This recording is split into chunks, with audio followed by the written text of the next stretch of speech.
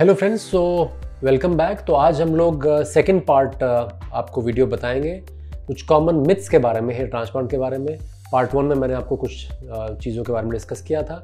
तो welcome to the second part.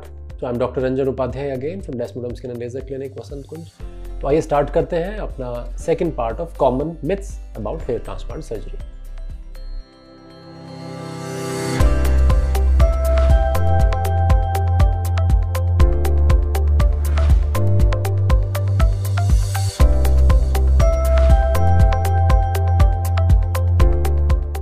तो दोस्तों, कई बार लोग पूछते हैं कि एफयू टेक्निक में तो unlimited number of grafts hair transplant किए जा सकते हैं। तो जैसा कि मेरे पिछले वीडियो में भी आपने सुना होगा, देखा होगा कि अनलिमिटेड ग्राफ्ट लगाने का टोटली डिपेंड करता है कि आपके डोनर एरिया कितना है। अगर आपका डोनर एरिया में बाल कम है तो आप unlimited graft is not ideally a good thing for you, because अगर हमने डोनर एरिया से बहुत ज़्यादा ग्राफ्ट निकाल लिए तो आपका डोनर एरिया में थोड़ा सा गंजापन नज़र आने लगेगा, वहाँ की डेंसिटी कम दिखने लगेगी। सो कितने ग्राफ्ट लगाए जाते हैं, it is always a balance of कि कितने ग्राफ्ट लगने हैं वर्सेस आपके कितने अवेलेबल हैं। हाँ, बस हम लोग एज अ फिलर्स कई बार दाढ़ी के बाल या चेस्ट के बाल हम लोग यूज़ कर सकते हैं। तो ये अनलिमिटेड तो नहीं हो सकता। इट टोटली डिपेंड्स कि आपका डोनर एरिया कितना है। अगर आपका मॉडरेट टू गुड ग्रेड है तो हम लोग काफ़ी अच्छी डेंसिटी ग्रोथ कर सकते हैं, बट अनलिमिटेड तो होना वो पॉसिबल नहीं है। तो दोस्तों, कुछ मिथ ये रहती है कि लोगों को ये लगता है कि जैसे हमने हेयर ट्रांसप्लांट कराया तो इमीडिएटली बाल हमें दिखने लगेंगे, क्योंकि बिफोर आफ्टर फोटोज़ आजकल बहुत आते हैं बिफोर आफ्टर। और बिफोर आफ्टर फोटोज़ दोस्तों कम से कम 6 महीने से 1 साल के बाद की होती हैं। तो हेयर ट्रांसप्लांट करने के बाद हमें जानना बहुत ज़रूरी है कि हेयर ट्रांसप्लांट करने के बाद हमें उसकी पहले तो केयर करनी पड़ेगी। कुछ लोग 3-4 दिन के लिए हम लोग सलाइन या कुछ एंटीबायोटिक लोशन देते हैं, वो स्प्रे करते हैं, उसको शैम्पू की टेक्निक्स होती हैं। और जो हेयर ट्रांसप्लांटेड बाल हैं उनको ग्रो करने में जनरली आपको देखेंगे 1-2 महीने में छोटे छोटे बालों की ग्रोथ स्टार्ट हो जाती है, और उसका एंड रिजल्ट आने में मिनिमम 6 मंथ्स टू 8 मंथ्स लगता है। मिनिमम की बात कर रहा हूँ, आइडियली बेस्ट रिजल्ट हम लोग 1 साल के बाद ही मानते हैं। तो ऐसा नहीं होता कि आपने हेयर ट्रांसप्लांट आज कराया और अगले हफ्ते से आपके बाल उगने लगेंगे। इनफैक्ट हेयर ट्रांसप्लांट, जैसे मैंने पिछले वीडियोज़ में बताया था कि थोड़े से बाल झड़ भी सकते हैं 5-10%, पर जो झड़ते हैं वो जनरली रीजनरेट कर सकते हैं। अनलेस पहले 1-2 हफ्ते के अंदर अगर कुछ बाल झड़ रहे हैं, आपके वॉशिंग में आपने रिग्रेसली कर लिया, तो वो शायद रिवाइव नहीं कर पाएँ। बट उसके बाद में अगर आपके 1 महीने के अंदर, 1 महीने के बाद या 1.5 महीने में अगर कुछ बाल झड़ते हैं, वो सब रिवाइव कर जाते हैं। तो आजकल दोस्तों कई बार लोग ये भी सोचते हैं कि अगर हम लोग बहुत ही जल्दी हेयर ट्रांसप्लांट करा लें तो हमारे लिए बहुत अच्छा रहेगा, बहुत ही इनिशियल स्टेजेस में। तो ये भी एक बहुत बड़ी मिथ है, क्योंकि इनिशियल स्टेजेस में 2 चीज़ें होती हैं। नंबर 2, अगर इनिशियल स्टेजेस में बालों की अगर सिर्फ थिनिंग स्टार्ट हुई है, तो दोस्तों thinning is the level 1 of hair loss. पहले बालों की थिनिंग होती है, इवेंचुअली उनकी जड़ें खत्म हो जाती हैं।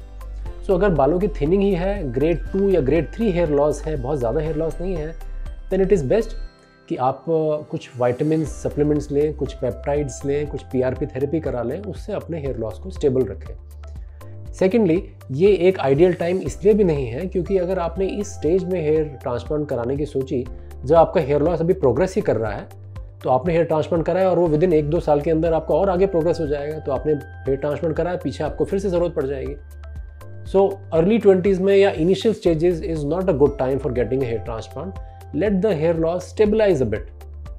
थोड़ा सा जनरली हम लोग प्रेफर करते हैं कि मिड 20s के बाद में या फिर लेट 20s या फिर 30s में ही हम लोग हेयर ट्रांसप्लांट कराएं।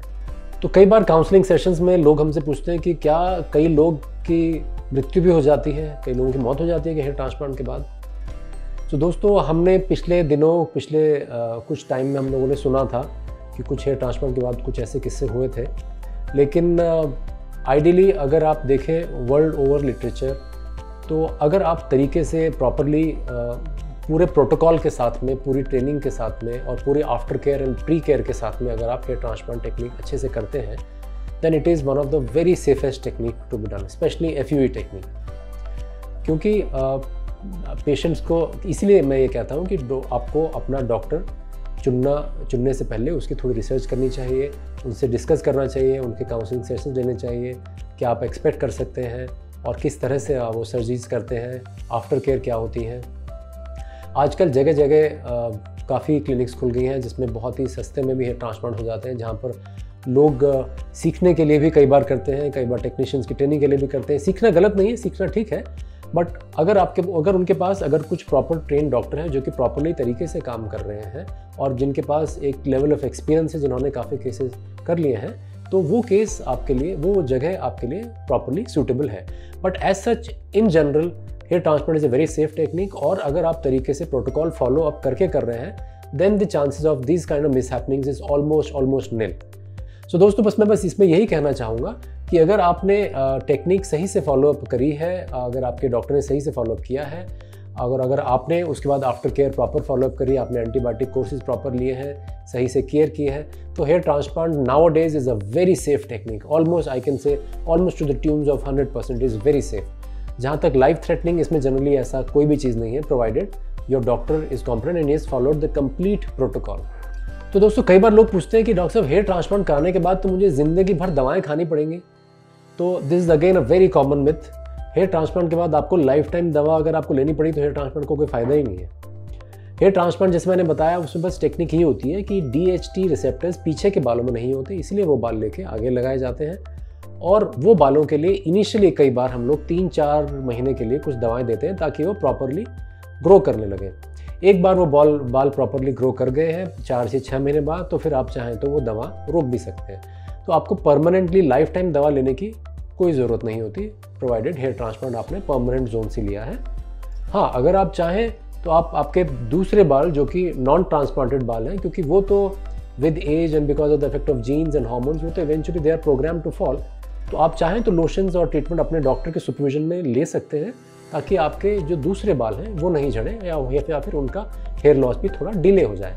तो हेयर ट्रांसप्लांट पर से, हेयर ट्रांसप्लांट के बाद आपको जनरली दवाओं की ज़रूरत नहीं पड़ती life time, but it's your choice. अगर आप चाहें तो कुछ सप्लीमेंट जनरल कुछ ले सकते हैं बालों के लिए, या फिर आप PRP थेरेपी ले सकते हैं 1-2 महीने में कभी कभी। So that's all about the myths. दोस्तों, ये आई होप मैंने आपके कुछ सवालों के और कुछ आपके जो क्वेश्चंस हैं और जो आपकी प्रॉब्लम्स हैं उनको मैं कुछ कंफर्टेबली आपको जवाब दे पाया हूँ। अगर आपको ये पसंद आया वीडियो तो ज़रूर लाइक करिएगा, अगर आपको कुछ क्वेरीज़ हैं तो ज़रूर मुझे बताइएगा, और या फिर मुझे ईमेल भी करिएगा। I will be more than happy to answer all your queries. Thank you.